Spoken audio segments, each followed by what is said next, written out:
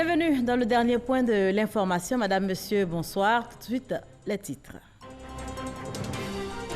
Le président de la République, Alassane Ouattara, s'est entretenu dimanche avec le ministre français de l'Intérieur. Le renforcement des relations de coopération entre la Côte d'Ivoire et la France, notamment en matière de sécurité et de migration, était au cœur des échanges. Les pharmaciens de Côte d'Ivoire s'engagent pour la CEMU, la couverture maladie universelle. La primature a abrité ce lundi la signature de deux importantes conventions entre les professionnels du secteur de la pharmacie et la nouvelle PSP de Côte d'Ivoire. Et puis, gestion des conflits, des experts réunis ce lundi à Grand-Bassam. Ils réfléchissent à une meilleure prévention des crises, toute chose qui commence par la mise à jour de la cartographie des tensions en vue donc d'une solution durable. Voilà pour les titres. Je vous le disais tantôt, le président de la République, Alassane Ouattara, s'est entretenu hier dimanche avec le ministre de l'Intérieur de France, Christophe Castaner. Le renforcement des relations de coopération entre la Côte d'Ivoire et la France, notamment en matière de migration et de sécurité, était au cœur des échanges. Notez que le ministre français de l'Intérieur a par ailleurs transmis au chef de l'État ivoirien, Alassane Ouattara, un message du président français Emmanuel Macron. On en parle avec Awa Touré. Le ministre français de l'Intérieur, Christophe Castaner, à Abidjan, dans le cadre d'une mini-tournée dans la sous-région ouest-africaine, est venu réaffirmer le soutien de la France à la Côte d'Ivoire et au président de la République, Alassane Ouattara. L'occasion aussi d'évoquer avec le chef de l'État les relations de coopération entre les deux pays, notamment dans les domaines de la lutte contre le terrorisme, les différentes formes de criminalité et la migration irrégulière. Un message d'amitié du président Emmanuel Macron, mais aussi un message de soutien et de coopération sur des sujets qui doivent nous rassembler. Je pense en particulier à la lutte contre le terrorisme. Vous savez que le risque terroriste existe, hélas, partout dans le monde aujourd'hui. Il a frappé il y a encore quelques semaines en France, il a frappé aussi la Côte d'Ivoire. Ce risque est présent en Afrique et il nous faut, sur ces sujets, améliorer encore et toujours d'abord nos coopérations en matière de renseignement et puis ensuite nos coopérations en matière de lutte contre ce risque-là. Plus globalement, nous avons abordé aussi les différentes formes de criminalité et la volonté de combattre activement les passeurs en matière migratoire, les passeurs et les trafiquants en matière d'armes et autres sujets sur lesquels nous devons être totalement mobilisés.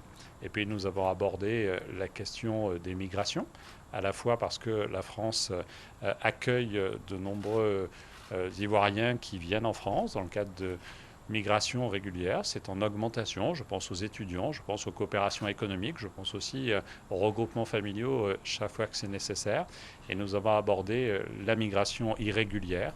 Aujourd'hui, trop d'Ivoiriens viennent en France sans droit ni titre. Nous devons, sur ces sujets, améliorer encore nos coopérations. La Côte d'Ivoire est un pays sûr.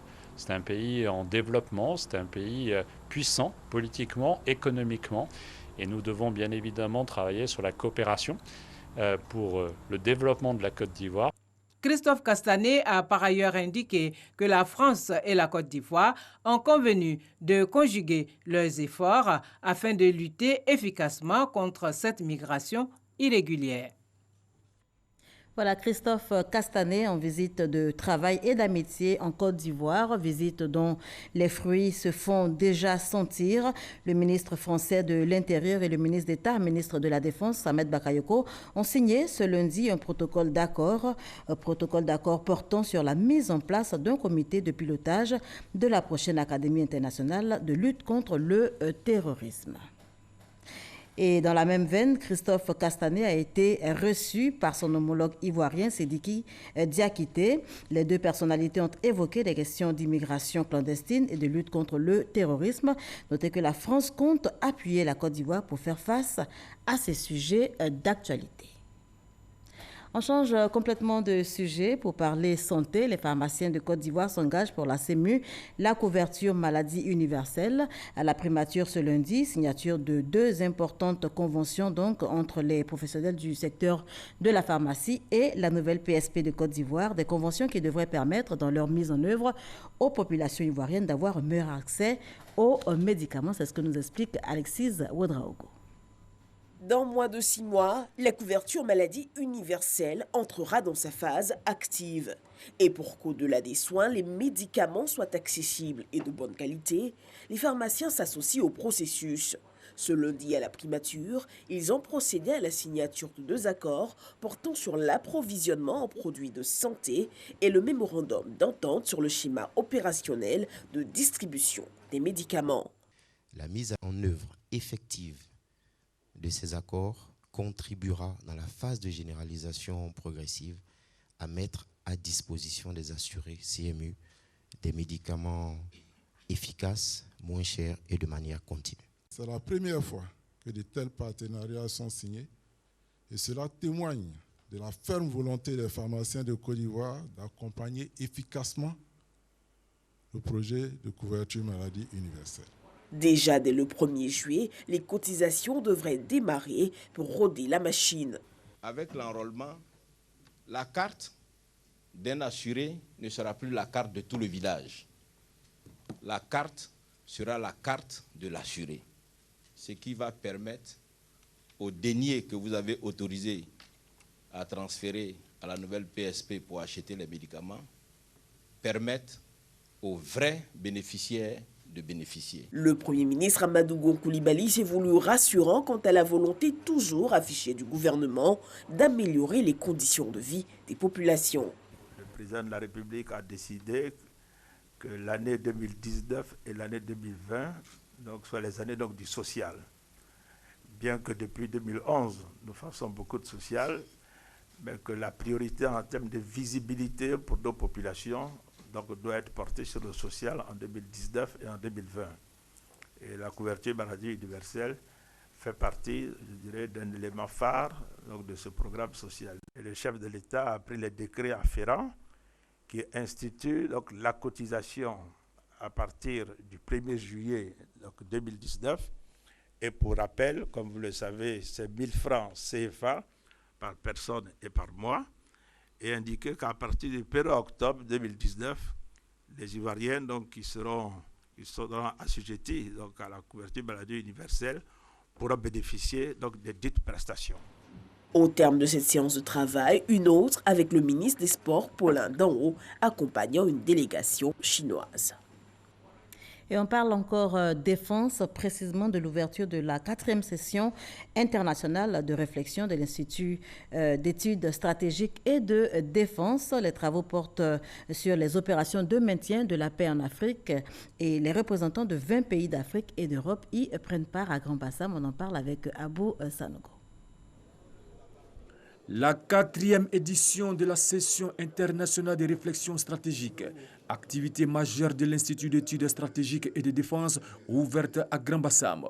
Durant 5 jours, 13 communications seront prononcées en plénière par une dizaine de conférenciers venus d'Afrique et d'Europe. À cela s'ajoutent les travaux en comité qui permettront de pousser plus loin la réflexion et de faire des recommandations. Thème de cette session, les opérations de maintien de la paix en Afrique, forces africaines en attente, armées africaines, état des lieux et perspectives.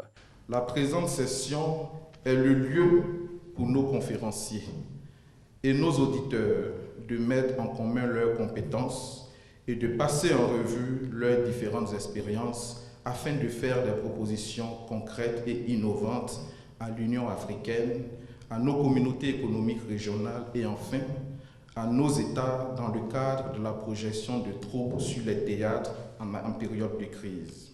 Cette rencontre est une initiative du ministre d'État, ministre de la Défense Ahmed Bakayoko, représenté par le général de division Kone Mambi, qui s'est félicité du thème de cette session. Cette session apparaît comme un cadre de partage d'expériences entre différents acteurs impliqués dans les opérations de maintien de la paix en Afrique et ailleurs.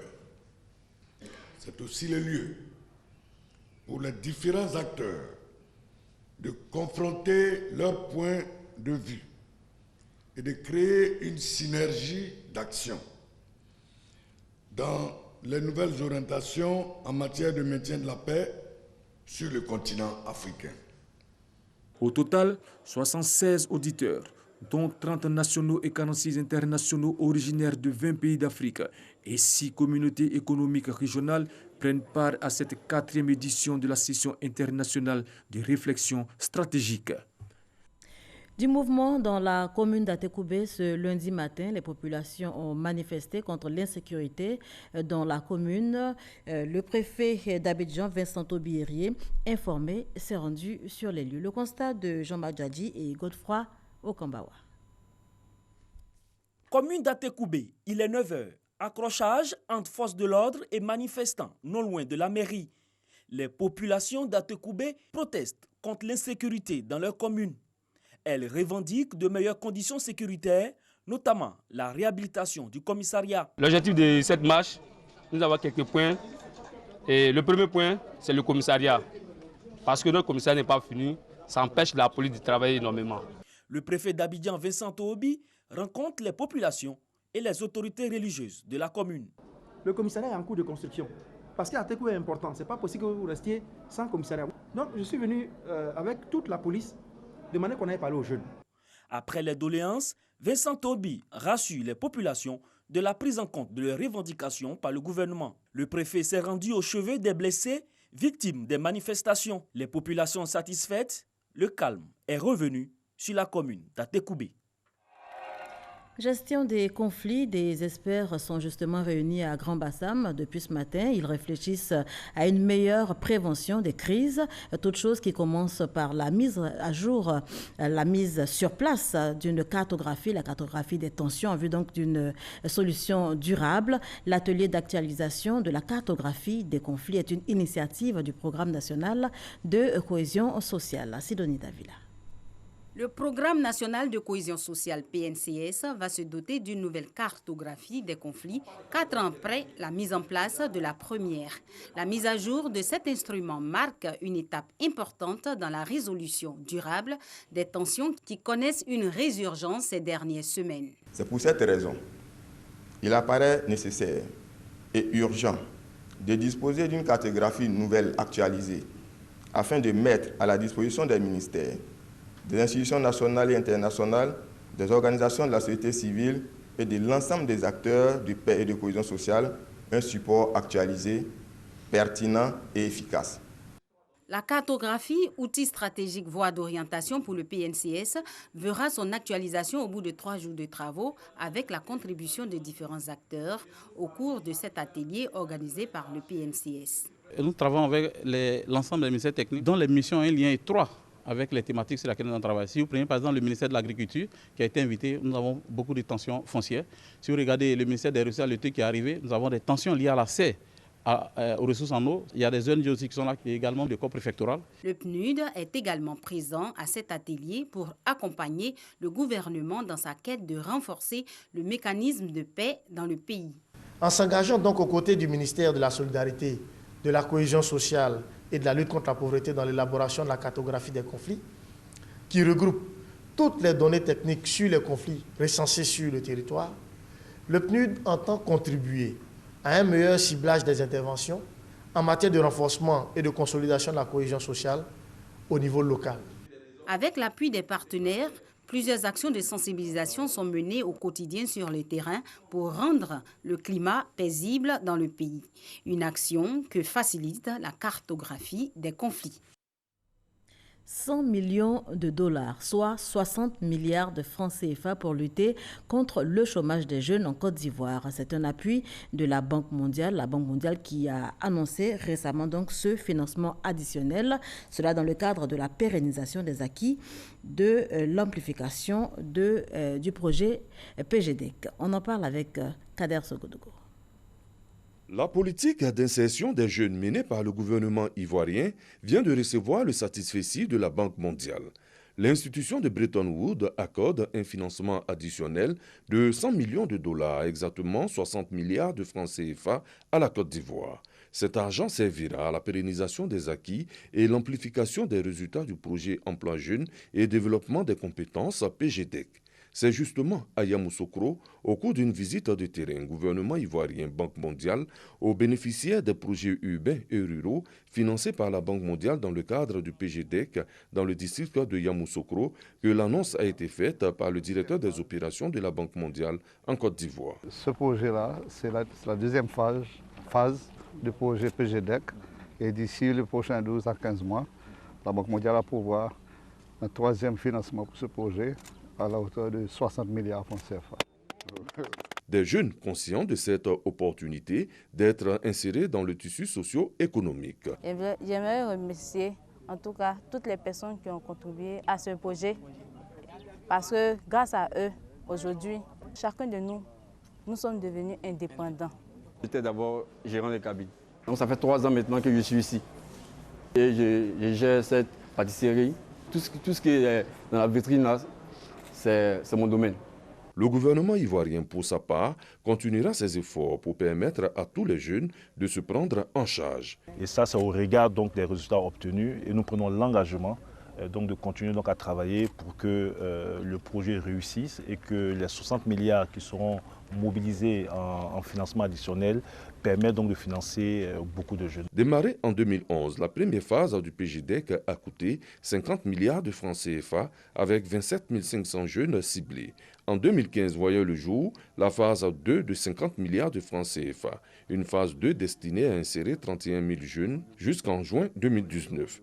La phase additionnelle va durer certainement plus dans le temps et servira à beaucoup plus de jeunes. Direction Genève, où se trouve en ce moment le ministre de la Santé et de l'Hygiène publique. Il y est pour prendre part à la 72e Assemblée mondiale de la santé. En marge de ce rendez-vous mondial, le ministre Akaouli a participé à une série d'activités, notamment celle qui a réuni des ministres de 8 pays autour donc d'une synergie pour un meilleur état de santé, pour une meilleure donc prise en charge des populations du G5 Sahel. Explication de notre envoyé spécial Hamza Diaby. La santé des populations du G5 Sahel au cœur d'une rencontre entre les ministres de la santé de 8 pays. Les 5 composant le G5 Sahel et la Côte d'Ivoire, le Sénégal et la France. La France, initiatrice de cette réunion qui a lieu à Genève en marge de la 72e Assemblée mondiale de la santé. Nous souhaitons travailler de façon très étroite avec les pays du G5 Sahel qui se sont beaucoup mobilisés ces dernières années pour améliorer la santé de leur population. Notamment, nous sommes tous convenus que la santé est une composante majeure de la sécurité et de la cohésion sociale dans tous les pays et qu'il faut renforcer la santé si l'on souhaite renforcer la stabilité. À l'issue des échanges, les ministres maliens et ivoiriens saluent l'initiative. C'est très intéressant de voir que la France essaie de mettre en place un mécanisme qui puisse nous permettre de travailler de façon plus étroite ensemble. Surtout voir comment on peut porter la déclaration du G7 et faire en sorte qu'il y ait une meilleure alliance autour des acteurs qui interviennent dans le Sahel, particulièrement que ce soit autour du G5. Mais ce qui ressortait, c'était des discussions plus approfondies autour de la question de la mise en place de nouvelles stratégies pour aller vers les populations les plus démunies. Au niveau de la Côte d'Ivoire, il s'agit notamment, je dirais même principalement, du problème des soins de santé primaires sur lesquels l'accent doit être mis pour pouvoir réduire la mortalité maternelle, néonatale et infantile. Et nous avons partagé donc avec nos collègues à l'occasion de cette rencontre le programme majeur du président de la République. D'abord l'important programme hospitalier du président, ensuite le programme social du gouvernement qui met au cœur du dispositif le ministère de la Santé. Rendez-vous est pris pour l'année prochaine pour faire le bilan des décisions. Et c'est au pas de course que le ministre Jenaka Awele se rend dans les locaux de ONU-SIDA, où il est reçu par la directrice de l'instance, Gurnila Carlson, et l'ambassadeur Deborah Burks. Au cœur des échanges, la lutte contre le sida en Côte d'Ivoire. Dernier point de l'agenda ce jour, la rencontre entre les entreprises du médicament et les pays francophones en partenariat avec l'OIF. Il s'est agi là d'optimiser les programmes d'action dans la lutte contre le sida, le paludisme et la tuberculose. Le ministre de la Ville est lui à Paris, en France, où il multiplie les rencontres avec des structures internationales. François-Albert Amichia a rencontré Business France, structure regroupant donc les entreprises françaises. Il était question pour lui de les inviter à accompagner le développement urbain de la Côte d'Ivoire. On en parle avec Mamadou Kouassi. Ce sont plus d'une vingtaine de chefs d'entreprise, membres de Business France, qui ont répondu à l'appel du ministre de la Ville, François-Albert Amichia. Ces entreprises sont spécialisées dans le développement urbain, dans les énergies renouvelables, dans le transport ainsi que dans l'environnement. Elles ont déjà fait leur preuve en France, mais aussi dans les capitales européennes et asiatiques. L'ensemble des entreprises que nous avons invitées aujourd'hui font de la Côte d'Ivoire une de leurs priorités. C'est pour elles un enjeu extrêmement important, compte tenu des développements de votre pays et du développement urbain en particulier qu'on peut constater en Côte d'Ivoire. Le ministre de la Ville a présenté le rôle de son ministère dans la politique de développement de la Côte d'Ivoire. François-Albert Amichia a fait cas également du projet Grand Abidjan. La ville d'Abidjan a connu une expansion extraordinaire. Aujourd'hui, de nouveaux quartiers sont en train de se créer du côté de Bingerville, du côté de Grand Bassam, du côté de Songon. Est-ce qu'il faudrait laisser ces quartiers se développer comme des appendices d'Abidjan? Est-ce qu'il ne faudrait pas en faire des villes nouvelles, des villes pilotes? La réflexion est menée et nous sommes venus ici en France pour voir ce qui a été fait dans le Grand Paris et voir comment nous pouvons adapter cela au Grand Abidjan. En plus d'Abidjan, ces chefs d'entreprise de France ont souhaité investir dans plusieurs villes secondaires en vue d'apporter mieux-être aux populations, mais aussi redorer l'image de ces villes, notamment Yamoussoukro, Korogo, Bouaké, Daloa et San Pedro. Mais avant, le ministre de la Ville, François-Albert Amichia, les a invités à participer au prochain séminaire international d'élaboration de la politique nationale de la ville qui aura lieu à Abidjan du 12 au 15 juin 2019, occasion de mettre en place un outil de planification des villes ivoiriennes. Et sur le terrain politique, l'amicale des anciens de la FECI, 2AFECI, officiellement installée à Yamoussoukro, c'était au cours d'une assemblée générale constitutive suivie pour vous par Kader Sogodogo. Fondation Félix Houphouët-Boigny pour la recherche de la paix de Yamoussoukro. C'est le cadre choisi pour l'assemblée générale constitutive de l'amicale des anciens de la FECI. Un mouvement qui s'inscrit dans la droite ligne du RHDP, d'où 2AFECI RHDP. Une assemblée générale constitutive qui a battu le rappel de tous les anciens de la FECI. Le mouvement a désormais un président. Aujourd'hui, c'est une icône pour les anciens de la FECI. Et c'est lui, sa candidature qui a été validée. Celui qui a été élu, c'est le camarade Drigoné Bi Faya. Drigoné Bi Faya, le tout premier président de la 2AFECI RHDP, entend travailler pour le triomphe des actions du RHDP. Camarades, depuis un certain temps, nous remarquons que des gens courent un peu partout à travers le pays. Et le RHDP est un parti fort. Nous les regardons depuis un certain temps et nous avons créé la 2AFECI RHDP pour mettre les gens à leur place. La 2AFECI RHDP pourra compter sur le soutien du RHDP. Allez rétablir l'histoire, allez rétablir la vérité. Partez, les gens vous attendent. Vous êtes ceux qu'on attendait depuis longtemps. Et aujourd'hui, vous êtes là. Rendez-vous sur le terrain pour la campagne de désintoxication et que sur tous les sujets d'intérêt national, nous ouvrons le débat. Une conférence de presse est attendue dans les jours à venir pour présenter le programme d'activité de la 2AFECI RHDP. L'Assemblée générale constitutive était placée sous le haut patronage du ministre des Transports, Amadou Koné. Depuis le 6 mai dernier, début du jeûne musulman, le ministre de la fonction publique, Issa Coulibaly, parcourt les villes de l'intérieur du pays au nom du Premier ministre Amadou Gon Coulibaly. Une tournée pour exprimer le soutien et la solidarité du chef du gouvernement aux communautés musulmanes rencontrées en cette période de jeûne. Et dans cette dynamique, la mosquée centrale de Dikodougou a reçu le samedi 18 mai dernier des dons composés de vivres et de numéraires. Le point avec Ami Sissoko. La caravane de solidarité du Premier ministre Amadou Gon Coulibaly pendant cette période de jeûne a marqué un arrêt dans le département de Dikodougou, dans la région du Poro. Samedi 18 mai dernier, l'émissaire du chef du gouvernement, le ministre de la fonction publique, Issa Coulibaly, et par ailleurs 4 et fils du Kouflo, a remis plus de 3 tonnes de produits alimentaires essentiellement composés de riz, de sucre et de lait à la communauté musulmane. Il a aussi fait un don en numéraire. Comme à chaque étape de son parcours, le général Issa Coulibaly a traduit le soutien du Premier ministre aux fidèles musulmans et les a invités à prier davantage pour la paix en Côte d'Ivoire. Au moment où je suis ici à Dikodougou, certains sont à Mbengue, d'autres sont à Korogo et d'autres encore à Sinematiali. Il s'agit de venir de la part du Premier ministre exprimer sa solidarité, sa générosité à l'égard de ses frères, ses coreligionnaires, la communauté musulmane du département de Dikodougou. Pour leur dire de continuer à prier, comme ils l'ont toujours fait, afin que tous les enfants de Côte d'Ivoire soient animés par cette volonté de vivre ensemble.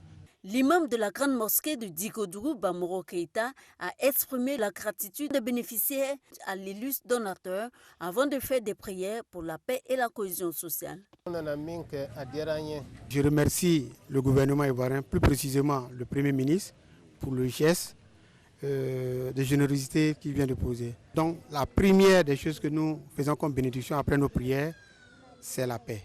Rien que la paix. Cette caravane de solidarité du Premier ministre Amadou Gon Coulibaly à l'endroit des fidèles musulmans a débuté le 6 mai dernier à Grand Bassam. Elle va s'étendre à l'ensemble du pays. Rencontres et échanges autour du livre et de son industrie, le SILA aura tenu toutes ses promesses. L'édition 2019 vient de refermer ses portes. Franck Wadio nous fait revivre justement l'ambiance qui a prévalu sur place. Des regards candides suspendus aux lignes, cet élève ne boude pas son plaisir au salon du livre d'Abidjan, SILA. Quand je lis, j'apprends beaucoup de choses. Particularité des écrivains à la rencontre de leurs lecteurs, genre et angle pluriel, ce ne sont pas les sujets qui ont manqué. J'essaie de faire une analyse prospective sur les élections de 2020 dans l'optique d'éviter ce qui est arrivé en 2010. Tellement la chance de présider les travaux de la Constitution de 2000 et ceux de 2016. Je me suis dit qu'il était bon que je puisse informer mes compatriotes sur ce qu'est cette institution. Les fiancés du ciel, naturellement, ça rencontre l'éternelle histoire entre le soleil et la lune. Du pain béni pour le public, des anonymes aux personnalités, tous heureux d'être là.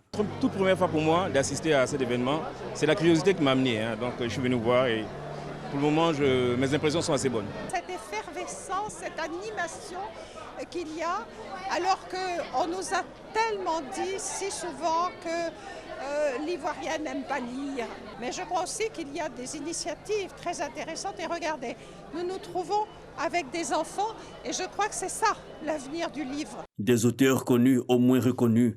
L'essentiel était de communier avec les lecteurs. Là, c'est le moment où on magnifie le lecteur. Et donc moi, je suis très content d'être aussi là, ici, blindé d'ambiance, d'enfants, les futurs lecteurs, les futurs penseurs, les futurs constructeurs de la Côte d'Ivoire. Les élèves viennent, les parents viennent, les gens qui ne sont pas élèves viennent. Le SILA aujourd'hui est couru. Le monde du livre est présent à ce SILA, mais aussi celui de l'audiovisuel, la RTI avec ses auteurs maison et ses émissions radio. Le SILA 2019, notons-le, avait pour pays à l'honneur la France.